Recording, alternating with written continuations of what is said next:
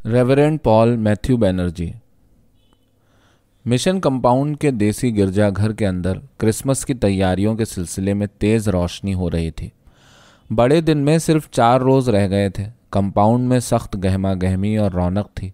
Christmas week के दौरान देसी मिशनरियों की सालाना कॉन्फ्रेंस मुनक़िद होने वाली थी, जिसमें शिरकत के लिए इलाहाबाद, सीतापुर, आगरा, शाहजहांपुर, लुधियाना, अम्बाला, लाहौर और दूसरे बड़े बड़े मिशनरी मराकज़ के नुमाइंदा मुबल्लिगीन ढाके आन पहुँचे थे और कंपाउंड में लगे खेमों में ठहरे हुए थे। उस वक्त गिरजाघर में नुमाइंदों की टोलियां अपने अपने क्रिसमस कैरल्स की मश्क में जुटी थीं। ढाके मिशन कंपाउंड के in charge reverend Paul Matthew Manmohan Banerjee गिरजाघर के अंदर अपने दफ्तर में बैठे दवात में निब डुबो डुबो कर क्रिसमस का वाज लिखने में मसरूफ़ थे। गिरजा के अक़ब में उनका मकान, जो लिली कॉटेज कहलाता था, गुब्बारों, कागज़ी रिबनों और मसनूई सितारों से सजाया जा रहा था। मिसेस बैनर्जी किचन में फ़र्श पर बैठी क्रिसमस केक और क्रिसमस पुडिंग के लिए खुश्क मेवा साफ़ करने में मुनहमिक थीं। बाहर बाग में बादशाह के साहिबान के नीचे कंपाउंड की औरतें और लड़के बाले सब मिलकर मुन्ना सा अस्तबल तैयार करने में लगे थे। विलादत मसीह के टैबलो के लिए हज़रत मरियम, सेंट जोसेफ, चरवाहों और बैलगाड़ियों की मुन्नी मुन्नी मूर्तियां संवारी जा रही थीं। रबड़ का बबुआ यसू मसीह बड़ी एहतियात से भूसे के नन्हे से ढेर पर रख दिया गया था। अचानक गिरजा के हॉल में लुधियाना मिशन की टोली ने ऊंची बारीक आवाज़ में एक पंजाबी हमद शुरू कर दी। रब खुदावंद बादशाहे, ओ जलालदा बादशाहे, ए खुदावंद अपनी राह अपने बंदे नू दिखा। पादरी बैनर्जी ने अपने दफ्तर में वाज लिखते लिखते कलम एक तरफ रख दिया और ऐनक माथे पर चढ़ाकर छत को देखने लगे। अलमारियों में मिशन के रजिस्टर और मोटी मोटी किताबें रखी थीं। सामने दीवार पर एक बड़ी सी सियाह सलीब आवेज़ां थी। मेज़ पर फूलों से भरा गुलदान रखा था। बाहर से गाने, हारमोनियम और बच्चों के हंसने की आवाज़ें आ रही थीं। बड़ा पुरसुकून और सुहाना वक्त था। खुदा के खौफ से हर वक्त डरने वाले नेक दिल पादरी बैनर्जी ने आंखें बंद की और ज़िंदगी की नेमतों के लिए खुदा बाप का शुक्र अदा किया। फिर उन्होंने उठकर अलमारी में से एक रजिस्टर निकाला और वाज के कागजात एक तरफ रखकर मिशनरी कॉन्फ्रेंस में पेश करने के लिए रिपोर्ट मुकम्मल करने का इरादा किया। पिछले चंद बरसों में बपतिस्मा लेने वालों की तादाद में कमी आती जा रही थी। बहुत अरसे से कहत नहीं पड़ा था और हिंदू तजदीदियत और मुस्लिम तजदीदियत ने अलग उधम मचा रखी थी। मुसलमान तो खैर यूं भी शाज़ो नादिर ही ईसाई होते थे। ये भी बड़ी हटीली और ख़ुदपसंद कौम थी। पिछली सदी में सेरामपुर मिशन ने कलकत्ते में बड़ा अहद आफरी काम किया था। वो जुगादरी धुन के पक्के अजीम मिशनरियों का दौर था। Bishop Reginald Heber, William Yeats, Carey और मार्शमैन, इन लोगों ने इस देश की कितनी खिदमत की। प्रेस खोले, किताबें छापीं, तालीम फैलाई। जवां मर्ग बिशप हैबर पादरी बैनर्जी का महबूब किरदार था। वो इंग्लिस्तान से आया हुआ रूहों का जियाला रखवाला, जो इसी सुनहरे बंगाल की धरती पर घूमा था। रजिस्टर के वरक गर्दानी करते हुए पादरी बैनर्जी को दफतन ख्याल आया कि वो क्रिसमस के वाज में बिशप हैबर की मुख्तसर लेकिन दरख्शिंदा ज़िंदगी की मिसाल पेश करें। उन्होंने बंगला में तहरीर शुदा अपने वाज के कागजात अपनी तरफ सरका कर दोबारा लिखना शुरू किया। वो मुबारक ज़माना जब आज से 125 साल कबल मादर कलीसा का लाडला सुपूत बनफ्से नफीस ढाके आया था। वो जवां साल खूबसूरत पादरी शायर पद्मा के किनारे टहल कर मेरे बच्चों तुम्हारी रूहानी निजात की दुआएं मांगता था और तुम्हारे गम में घुलता था। पादरी बैनर्जी ने उठकर एक ऊंची अलमारी में से heroes of our Indian empire निकाली। बिशप हैबर का बाब खोला और उस शायर पादरी की तहरीर का एक इक़्तिबास पढ़ने लगे। दरिया के किनारे से बंधी मेरी नाव, रात में महकने वाले फूल, ताड़ के पत्तों की मध्यम सरसराहट, कोयल की पुकार, बांस के तारीक जंगलों में जगमगाते जुगनू, अजीम दरिया की सतह पर मुनकिस इस्तवाई चांद, और मैंने महसूस किया कि इस देश में मौजूद होना बहुत खूब है। पादरी बैनर्जी ने वरक उल्टा और उनकी बिशप हैबर की एक नज़्म पर नज़र पड़ी। अपनी बीवी से, अगर तुम मेरे साथ हो तो सरसब्ज बंगाल के आनंद कानन में शाम का अंधेरा बड़ी तेज़ी से छा जाए। पादरी बैनर्जी ने किताब एक तरफ सरका दी और भवों पर उंगलियां रखकर आंखें बंद कर लीं। बिशप हैबर को भूलकर वो यकायक दूर शुमाल के रंगपुर ज़िले में अपने दूर उफ्तादा गांव पहुंच गए थे, जहां बांस के झुंड में छुपे काली के मंदिर के पीछे कोयलें चिल्ला रही थीं और उनकी पड़ोसन और महबूबा शोना उनकी माँ के साथ पूजा के लिए मंदिर आती थी और वो सामने दरिया पर अपने नौके में छुपे उसके मुंतज़िर रहते थे। वो वक्त और ये आज की रात, ये मुतमईन बुढ़ापा, ये महफूज खाना खुदा, सुकून क़ल्ब, उन्होंने पुराने ख्वाब झटक कर अपनी माँ को याद किया, निजात जिसकी किस्मत में न थी। माँ, तू तो बुत परस्ती की गुमराही में मुब्तला ही दूसरी दुनिया चली गई। अब तेरी रूह इस अंधेरे में जाने कहाँ होगी। ये सब क्या है? इसरारे इलाही। पादरी बनर्जी फिर काम की तरफ मुतवज्जे हुए, मगर सरमन के अल्फाज और सालाना रिपोर्ट के अलावा शुमार में उनका दिल न लगा। रूहों के आदाद शुमार, निजात याफ्ता रूहें, गुमशुदा रूहें, उन्होंने रजिस्टर ज़ोर से बंद किया और करीब की अलमारी में से एक पुरानी किताब अपनी तरफ खींची। इंग्लिस्तान में राजा राम मोहन रॉय के आखिरी अय्याम, अज़ मैरी कारपेंटर। उन्होंने बेध्यानी से वरक गर्दानी करते हुए ज़मीमे के आखिरी सफ़ात खोले। 4 काबिल कद्र नेटिव क्रिश्चियन, सरजू कुमार चक्रवर्ती, ऊंची ज़ात का ब्राह्मण, खुद अपनी दरख्वास्त पर लंदन में बपतिस्मा हासिल किया। लंदन यूनिवर्सिटी से डिग्री लेने के बाद कलकत्ता मेडिकल कॉलेज से वाबस्ता हुआ। सन 1855 में लंदन वापस गया। वो पहला नेटिव था जो कंपनी की नई कोवेनेंटेड मेडिकल सर्विस में शामिल किया गया। भोलूनाथ दास मार्का सतलुज के मौके पर कंपनी की अफवाज का असिस्टेंट सर्जन था। बाद में ढाका का सिविल सर्जन बना। द्वारकानाथ बोस कलकत्ता में डॉक्टर था। गोपाल चंद्र सील, आखिरी नाम पर पहुंचकर पादरी बनर्जी ठिठक गए और गुज़िश्ता सदी में मिस कारपेंटर की लिखी हुई किताब, जिसमें मुसन्निफ़ा ने यह साबित करने की कोशिश की थी कि राम मोहन बाबू दरअसल ईसाई हो गए थे, आहिस्ता से बंद कर दी। ये महज इत्तेफाक था या इसी को हिंदू कर्म और संस्कार कहते हैं और मुसलमान नविश्ता तकदीर, लेकिन हम ईसाई इस हुस्न इत्तेफाक को ग्रेस ऑफ गॉड कहेंगे। लेकिन ज़िंदगी का धारा अचानक एकदम किस तरह अपना रुख बदल लेता है। एक इंसान के किसी एक मखसूस समत कदम उठाने से उसकी सारी आने वाली नस्लों का मुस्तकबिल मुख्तलिफ हो जाता है। और मुस्तकबिल क्या है?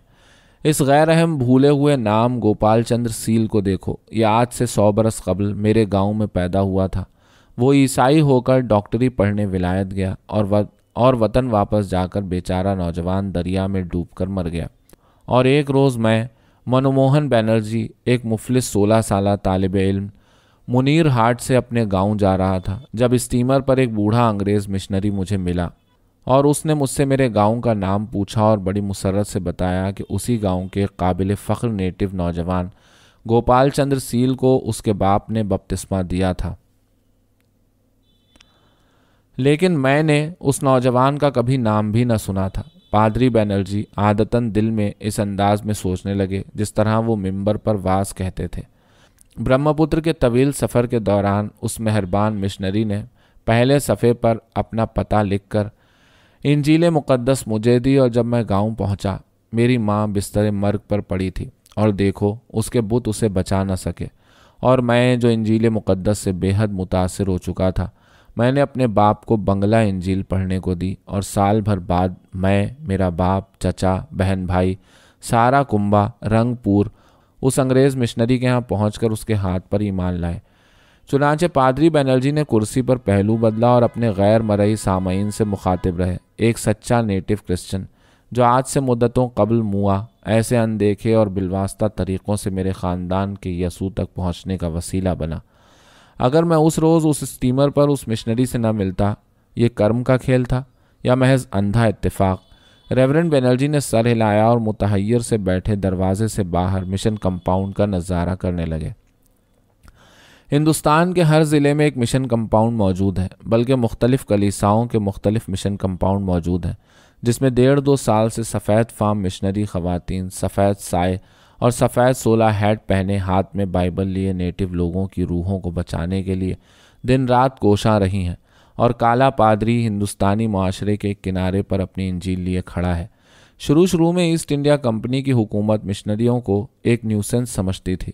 सरामपुर में बैप्टिस्ट मिशन की तरफ से शाया होने वाला इंतहाई दिलाजार लिटरेचर पहले फोर्ट विलियम में सेंसर किया जाता था कि अभी हिंदुस्तान में मसीही मिशन को यूनियन जैक की सरपरस्ती हासिल नहीं हुई थी।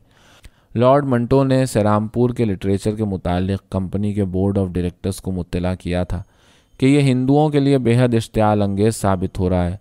इसके जवाब में सेरामपुर के मशहूर मिशनरी डॉक्टर मार्शमैन ने लिखा था कि हिंदुस्तानी इंतहाई कमज़ोर और अहमक किरदार का मालिक है और इस कमज़ोरी की वजह से हमेशा किसी न किसी गैर कौम का महकूम रहेगा और उसके इस बूदेपन को ईसाइयत भी दूर नहीं कर सकती। लेकिन बरतानिया के ज़ेर साया ज़िंदा रहना उसके लिए बरकत इलाही का मौजब है। इस वजह से जो हिंदू या मोहम्मदन ईसाई हो जाए वो अपने तहफ़्फ़ुज़ की खातिर बरतानिया का इंतहाई वफ़ादार साबित होगा, क्योंकि महज इस एम्पायर की सलामती और तौसी पर उसके वजूद का इन्हिसार है। सेरामपुर वालों को राजा राम मोहन रॉय की तरफ से बड़ी उम्मीदें थीं, मगर उन्होंने ईसाई होने के बजाय उल्टे उनसे मुनाजरे शुरू कर दिए कि आखिर गॉड को ब्रह्मा ही क्यों ना कहा जाए। मिशनरी उनकी रूह को बिलाखिर न बचा सके। ये अंग्रेज़ मिशनरी वाकई बहुत भोले थे। बिशप हैबर सन 1825 में हिंदुस्तान के दौरे के बाद लंका गए और कैनेडी के शाही महल के दरबार हॉल में डिवाइन सर्विस मुनक़िद की और उनके साथी मिस्टर रॉबिन्सन ने इस मौके के मुताल्लिक़ बाद में लिखा। सर्विस के बाद मैं और बिशप हैबर घर लौटे और मैंने बिशप से कहा, इबादत के दौरान मुझे ख्याल आया कि सिर्फ चंद साल कबल इसी हॉल में एक जाबिर एशियाई बादशाह अपनी मजलूम रियाया को दर्शन देता था और आज इसमें एक ईसाई बिशप सच्चे दीन का पैगाम सुना रहा था। जब मैंने ये कहा तो बिशप हैबर ने सर झुका लिया और रो पड़े। इन मिशनरियों ने काले मुबल्लिग और पादरी तैयार किए। सन 1857 के बाद ईसाइयत को हुकूमत का मुकम्मल ताउन हासिल हो चुका था। अंग्रेज़ों का इबादत खाना गिर जा बेचारे मुसलमान जल कर कहते थे। काला पादरी चौराहों और सड़कों पर तबलीग करता फिर रहा था और मौलवियों से मुनाजरे कर रहा था। हिंदू और मुसलमान देसी ईसाइयों को कार्ल्टेन, चमरेशियन और पिलपिली साहब कहकर खुश हो लेते थे। लेकिन तब्दीली मज़हब के बाद मज़लूम अछूतों और अफलास ज़दा तालीम याफ्ता अफराद की ज़िंदगी बदल जाती थी। श्री राम कृष्ण के चेले और सवाने निगार महेंद्रनाथ गुप्ता ने अपनी किताब में लिखा था कि एक मरतबा उन्होंने माइकल मधुसूदन दत्त से दरियाफ्त किया कि वो ईसाई क्यों हो गए, तो उन्होंने अपने पेट पर हाथ रखकर कहा था, इसकी खातिर। भूख के अलावा जहनी बेचैनी भी बंगाल में ईसाइयत के फ़रोग़ की एक वजह थी। 18वीं सदी में बंगाल और सारे हिंदुस्तान का हिंदू समाज तनज़्ज़ुल की आखिरी हुदूद तक पहुंच चुका था। राम मोहन रॉय ने सन 1818 में हिंदू कॉलेज कायम किया। उसके तलबा अपने मज़हब से बरगश्ता होते जा रहे थे। मुतअद्दिद अंग्रेज़ी तालीम याफ्ता ब्राह्मण ख़ानदान ईसाई हो गए। ईसाइयत एक फ़ातह, अक़लियत परस्त, हैरत अंगेज़ शानदार कौम का बड़ा माकूल मज़हब था। नए बंगाली मुस्लिहीन, हिंदू, ब्रह्मो, ईसाई सभी अंग्रेज़ के हामी थे, जो इस अंधेरे मुल्क में नई रोशनी फैला रहा था। सिर्फ बंगाली मुसलमान, जिनको अंग्रेज़ ने कुचल दिया था और जो उसके बावजूद मुजाहिदीन की सफ़ों में शामिल होकर उससे लड़े जा रहे थे, अंग्रेज़ी दौर और अंग्रेज़ी तालीम के दुश्मन थे और बंगाल का पसमानदा तबका बन चुके थे। कलकत्ता में भद्रा लोग, किरानी और बाबू लोग की एक नई दुनिया आबाद हो चुकी थी और अंग्रेज़ बंगाली बाबू का बेतरह मजाक उड़ाता था। 19वीं सदी के आखिर में एक अंग्रेज़ तंज़ निगार ने इंडियन एम्पायर के मुताल्लिक़ अपनी एक किताब सर अली बाबा का सफ़रनामा में लिखा था, हम बाबूइज़्म को एम्पायर में कितना ही फ़रोग़ दें, बाबू के वजूद पर हमें आंसू बहाना चाहिए कि बाबू एक सख्त काबिल रहम शय है। ये बाबू नए मज़हब, नई मौसीकी, आर्ट और साइंस से खूब पेट भर के जब मोटा हो जाएगा तो ऐसी दौलती झाड़ेगा कि हम उसका मजाक उड़ाना भूल जाएंगे। इसके पेटेंट लीडर जूते, इसकी रेशमी छतरी, इसके 10,000 हॉर्स पावर के अंग्रेज़ी अल्फाज और जुमले, इसकी मगरबी ख़यालात की जुगाली, ये सब एक रोज़ बेहद ख़तरनाक साबित हो सकते हैं। साइंस, मगरबी फ़लसफ़े और मिशनरियों ने इसके दिमाग को इतना चकाचौंध कर दिया है कि अब इसका अपनी पुरानी हैसियत पर वापस जाना मुश्किल है। सर अली बाबा के सफ़रनामे का यह मजमून पादरी बनर्जी को एक मरतबा अर्जुमन मंजिल में नवाब कमरुज़्ज़मा चौधरी ने अपने कुतुब खाने की एक अलमारी से निकाल कर दिखलाया था। ये देखिए बनर्जी बाबू, हमारा साहब बहादुर हम हिंदुस्तानियों का किस बेपनाह हिकारत से जिक्र करता है। नवाब साहब ने कहा था, अर्जुमन मंजिल। पादरी बनर्जी अर्जुमन मंजिल में सियासी बहस मुबाहिसे से हमेशा एहतराज़ करते थे। लेकिन जब कभी वहाँ जाते ड्राइंग रूम में मुस्लिम लीग और सूबे जाती सियासत का तस्करा छिड़ा मिलता और रेवरेंड बनर्जी चुपके बैठे सुना करते। अर्जुमंद मंजिल ढाके की पुरानी मुस्लिम तहजीब, उर्दू शायरी, थिएटर, राग रंग के जलसों, क़दामत परस्ती और मुस्लिम सियासत का मरकज़ थी और पादरी बनर्जी को मुस्लिम सियासत या हिंदू सियासत से कोई दिलचस्पी न थी। वो सिद्क़े दिल से अंग्रेज़ी हुकूमत के वफ़ादार थे। अर्जुमंद मंजिल ये भी क्या इत्तेफाक था कि उनकी काबिल कदर, लायक एहतराम और नेकबख्त बीवी एस्थर उनको अर्जुमंद मंजिल के वसीले से मिली। खुदा बंदे खुदा के वसीलों के इसरार कोई नहीं समझ सकता। नवाब कमरुज़्ज़मा चौधरी ज़िला फरीदपुर के ज़मींदार थे और गिरीबाला चट्टोपाध्याय उनके इलाके के गरीब ब्राह्मण की लड़की थी और 5 बरस की उम्र में बेवा हो गई थी। बाप के मरने के बाद 15 साल की उम्र तक उसने ससुराल में हर तरह के जुल्म सहे और एक रात चुपके से नाव में बैठकर ढाके भाग गई और अर्जुमंद मंजिल पहुंचकर नवाब कमरुज़्ज़मा की वालिदा बेगम नूरुज़्ज़मा से फरियादी हुई। बड़ी बेगम साहिबा ने उसे फ़ौरन अपनी पनाह में लिया और कुछ अरसे तक उसे अर्जुमंद मंजिल के जनान खाने में रखा। जब नौजवान नवाबजादे ने उसमें दिलचस्पी लेना शुरू की तो बेगम साहिबा ने सोचा कि कलमा पढ़ाकर ज़मींदारी के किसी अहलकार के साथ उसका निकाह करवा दें, मगर तकसीम बंगाला के बाद हिंदू मुस्लिम ताल्लुकात बेहद कशीदा हो चुके थे और गिरीबाला के तब्दीली मज़हब से फ़ौरन फ़िरका वाराना फ़साद का खदशा था। गो यह बात बेहद दिलचस्प थी कि ईसाई हो जाने पर हिंदू ईसाई फसाद नहीं होते थे। इस मौके पर ढाके के अंग्रेज़ बड़े पादरी राइट रेवरेंड डॉल्फर्ड ब्राउन की मेम आड़े आईं। मेम साहब हफ्ते में 2 मरतबा नवाबजादियों को अंग्रेज़ी पढ़ाने अर्जुमंद मंजिल आया करती थीं। बड़ी बेगम ने गिरीबाला को मेम साहब के ज़रिए उनके मिशन स्कूल में दाखिल करवा दिया। बड़े पादरी डॉल्फर्ड ब्राउन साहब ने उसे बपतिस्मा देकर अपनी बीवी के नाम पर उसका नाम एस्थर मेरीन रखा और जब उसने मैट्रिक कर लिया तो उसकी शादी पॉल मैथ्यू मनमोहन बनर्जी से कर दी। पॉल बनर्जी एस्थर से उम्र में 20 बरस बड़े थे, मगर एस्थर बेहद खुश थी क्योंकि उसे उम्र में पहली बार इज्जत और आराम मिला था और ऐसा शरीफ शौहर। रंगपुर में बपतिस्मा लेने के बाद मनमोहन बनर्जी एक होनहार मुबल्लिग साबित हुए थे। उन्हें मिशन की तरफ से British and foreign Bible society में ट्रेनिंग के लिए लंदन भेजा गया था। वापस आकर वो सूबे के मुख्तलिफ देसी प्रोटेस्टेंट गिरजाओं में क्यूरेट रहे थे और अब ढाका में उस देसी गिरजा के पादरी थे। रेवरेंड बनर्जी ने खिड़की के शीशे में अपना अक्स देखा। शुमाली बंगाल के गांव का वो 16 साला ब्राह्मण लड़का, घिसा हुआ सियाह कोट पतलून पहने, बगैर फ्रेम की ऐनक लगाए, संजीदा नौजवान मुबल्लिग जो कभी अपनी साइकिल पर मुसलमान बस्तियों की तरफ निकल जाता तो लौंडे उसके पीछे दौड़कर तालियां बजाते और वो यसू की खातिर ये सब जिल्लतें सहता। और आज 20 दिसंबर सन 1939 की रात ढाका चर्च का ये बुजुर्ग पादरी, खुदावंदे खुदा की बरकतों का मशकूर पॉल मैथ्यू बनर्जी, रास्ता तय करते करते एक वक्त ऐसा आता है जब इंसान पीछे मुड़कर अपनी ज़िंदगी का जायज़ा लेता है और अपने माजी को सुख और दुख के तराजू में तोलता है। और कितने लोग हैं जिनके यहाँ सुख का पलड़ा भारी हो।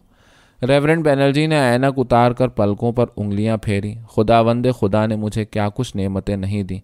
एक सआदतमंद गल्ला, एक मोहब्बत शेयार बीवी, एक प्यारी और फर्मा बरदार बेटी। उन्होंने एक गहरा सांस लेकर दोबारा कलम उठाया और निब दवात में डुबोकर क्रिसमस का आवाज़ लिखना शुरू कर दिया। पादरी बनर्जी की एकलौती लाडली बेटी रोज़ी लिली कॉटेज के सिटिंग रूम में बैठी मरियम की मूर्ति के लिए मुन्नी सी नीली साड़ी पर सच्चा लचका टाँक रही थी, जो वो कॉलेज से लौटते में जहां आरा के घर से लेती आई थी कि अर्जुमंद मंजिल के जनान खाने की अलमारियों में सच्चे गोटे लचके की अफराद थी। यूं वो अर्जुमंद मंजिल बहुत कम जाती थी। वो जहां आरा की बड़ी पक्की सहेली थी, मगर जब से वो बड़ी हुई थी और उसकी एक फूफी ने उसे उसकी माँ की ज़िंदगी की दास्तान सुनाई थी, उसे अर्जुमंद मंजिल जाते हुए झेंप सी आती थी। जहां आरा ने कभी उससे इस दास्तान का जिक्र नहीं किया था और वज़ादारी की वजह से कॉलेज में भी उसने रोज़ी की माँ का वो अलमनाक पस मंज़र किसी को नहीं बताया। इसके बावजूद रोज़ी को लाशऊरी तौर पर नवाबों और ज़मींदारों के मुसलमान मुआशरे और क़दीम वहशियाना रसूम से जकड़े तंग नज़र हिंदू समाज से नफ़रत थी। साथ ही उसे अपने देसी ईसाई तबके की मज़ाक़ खेज़ हैसियत का भी ख़ासा एहसास था। हिंदू समाज ने उसकी भोली माँ को 3 साल की उम्र में ब्याह कर और 5 साल की उम्र में बाल विधवा बनाकर उस पर जुल्म तोड़े थे।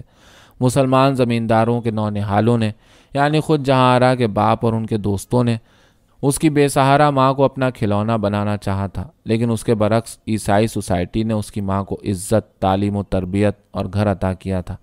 इन सारे आपस में उलझे हुए हक़ाइक़ के बावजूद 20 साला हसास और ज़हीन रोज़ी बनर्जी जज्बाती और ज़हनी तौर पर ख़ुद को एक दोराहे पर मौजूद पा रही थी। वो ख़ुद को खालिस हिंदुस्तानी कल्चर और कौमी सियासी अज़ाइम से मुमासिल करना चाहती थी, लेकिन उसका ईसाई समाज अंग्रेज़ का तख्लीक करदा था और अंग्रेज़ का नमक हलाल था, और ये बातें वो अपने शफीक और नेक तीनत बाप से किसी तरह न कह सकती थी, किसी से न कह सकती थी।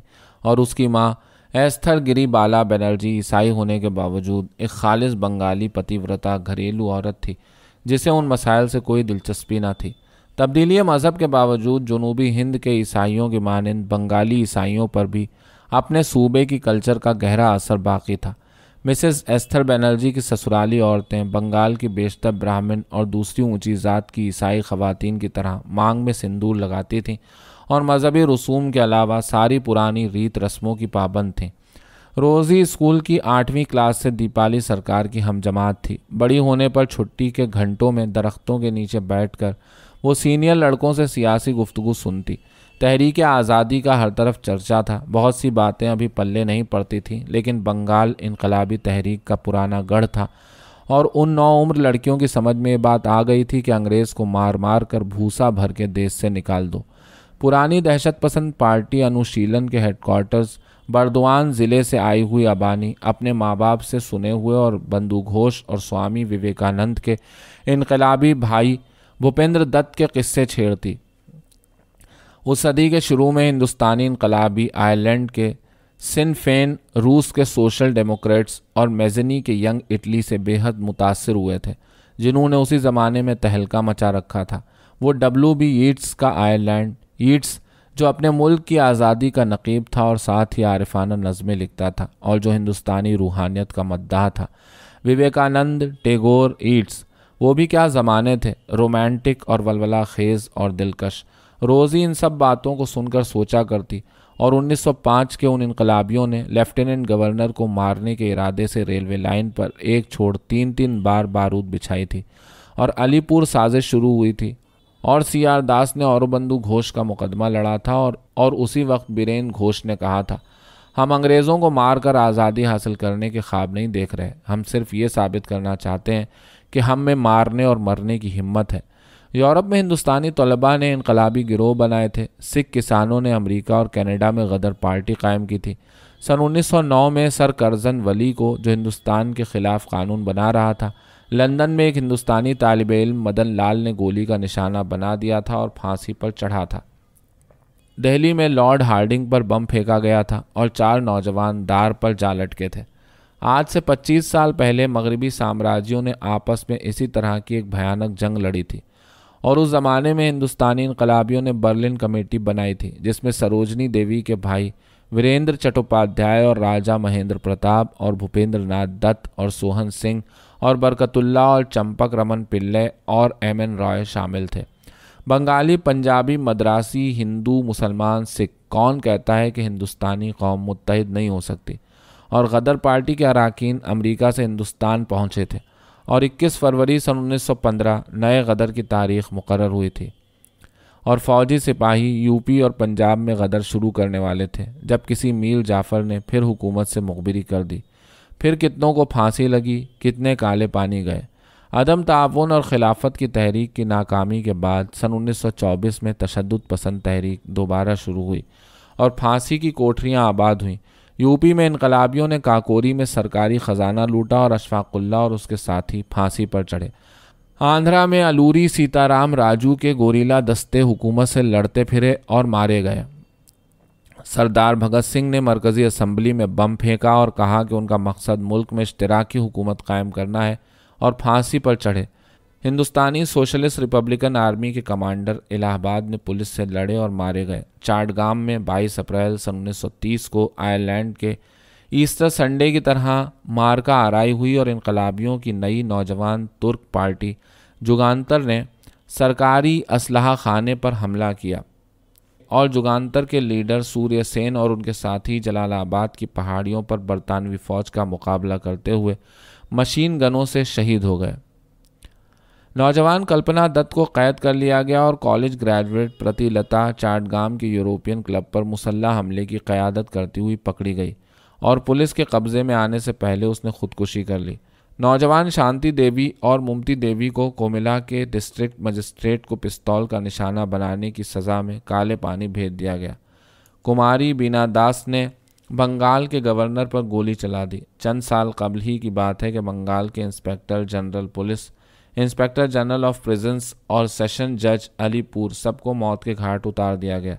ज़िला मदनापुर के 3 अंग्रेज़ जज एक के बाद एक मारे जा चुके थे। यूरोपियन एसोसिएशन के प्रेसिडेंट, स्टेट्समैन के एडिटर और सर चार्ल्स टेगार्ड पर कातिलाना हमले अफसोस के नाकाम रहे थे। जुगांतर का हेडक्वार्टर चाटगाम के नज़दीक धूल घाट में आज भी मौजूद था। सूर्य सेन यानी मास्टर दा आज भी बंगाल के हीरो थे। खुदीराम बासु से लेकर दीपाली के चचा दिनेश चंद्र सरकार के ज़माने तक मुल्क में फांसियों के सियाह दरख्तों का कितना भयानक जंगल खड़खड़ा रहा था, जिसके एक तरफ काला पानी था और दूसरी तरफ ऊंचे कैद खाने। और ये सारे इनकलाबी नौजवान बंगाल के हीरो थे, भद्रा लोग। मुतवस्सित हिंदू बंगाली तबके ने ऐसे ऐसे बहादुर नौजवान पैदा किए थे, भद्रा लोग।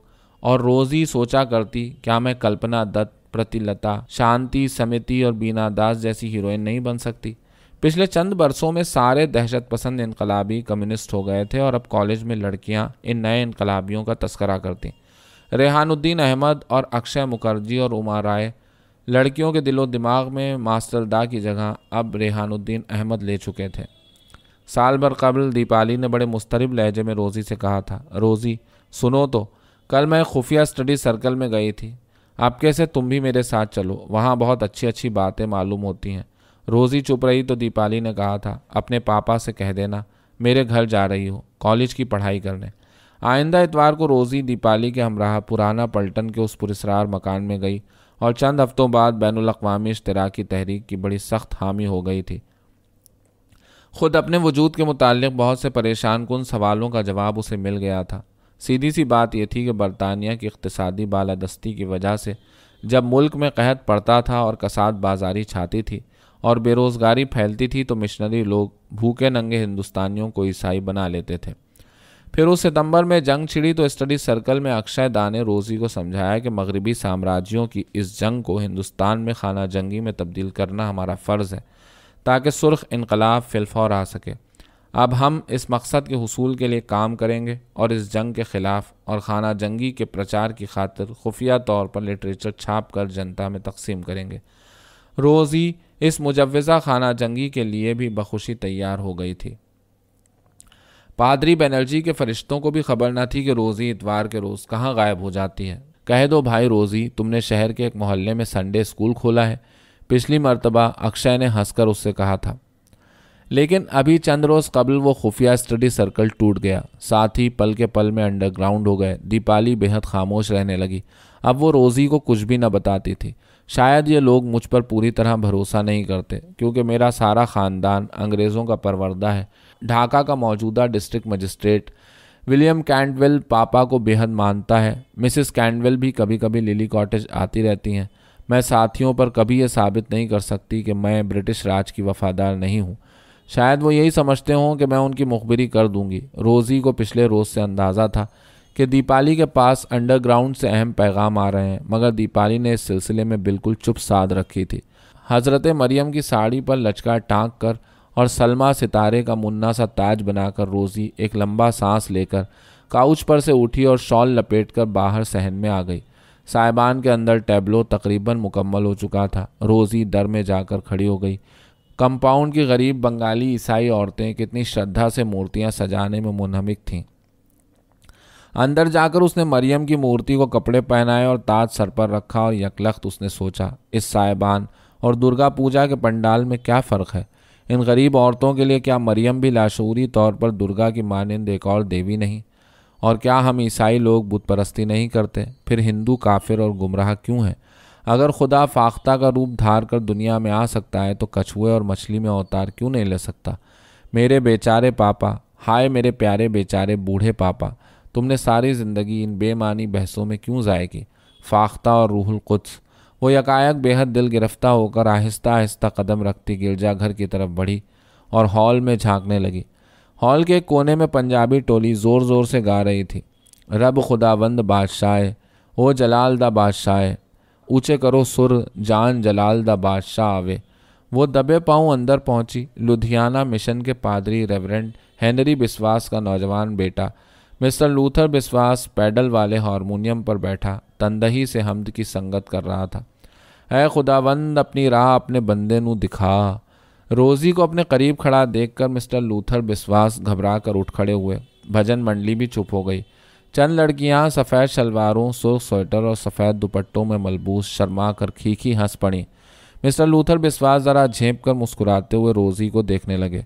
ये लोग सब किसी दूसरी दुनिया के बाशिंदे थे। रोज़ी अखलाकन मुस्कुराई। सॉरी, मैंने आप लोगों की प्रैक्टिस को डिस्टर्ब कर दिया। Please carry on. आप बैठे ना रोज़ी सिस्टर, एक पंजाबी लड़की ने कहा। नहीं भाई, मुझे अभी बहुत काम करना है। Good night. मिस्टर लूथर बिस्वास ने सामने मुस्कुरा कर सर ज़रा सा खम करते हुए वो आगे बढ़ गई और दरवाजे पर पहुंचकर उसने महसूस किया कि गो भजन मंडली ने दोबारा गाना शुरू कर दिया था, लेकिन मिस्टर लूथर बिस्वास की दुस्दीदा निगाहें उसका ताक़ुब कर रही हैं और वो बेतरह शर्मा रहे हैं। ओह माय गॉड, उसने एक गहरा सांस लिया और इमारत का चक्कर लगाकर पादरी बनर्जी के दफ्तर की खिड़की के नीचे पहुंची और अंदर झांक कर देखा। पापा ऐनक नाक की नोक पर रखे मेज़ पर झुके लैंप की रोशनी में तंदई से वाज लिखने में मसरूफ़ थे। उसे अपने बूढ़े बाप पर बेख्तियार प्यार आ गया। खुदाया उनको ज़िंदा रख, खुदाया उनको मेरे सर पर ज़िंदा सलामत रख। उसने दुआ मांगी और दरवाजे की तरफ जाकर चुपके से कमरे में दाखिल हो गई। कलम सूरत से चल रहा था। Sir sir sir. रोज़ी कुर्सी के पीछे जा खड़ी हुई और झांक कर पढ़ना चाहा और दिल में मुस्कुराई। गुड ओल्ड पापा, पापा और उनके सालाना क्रिसमस सरमन।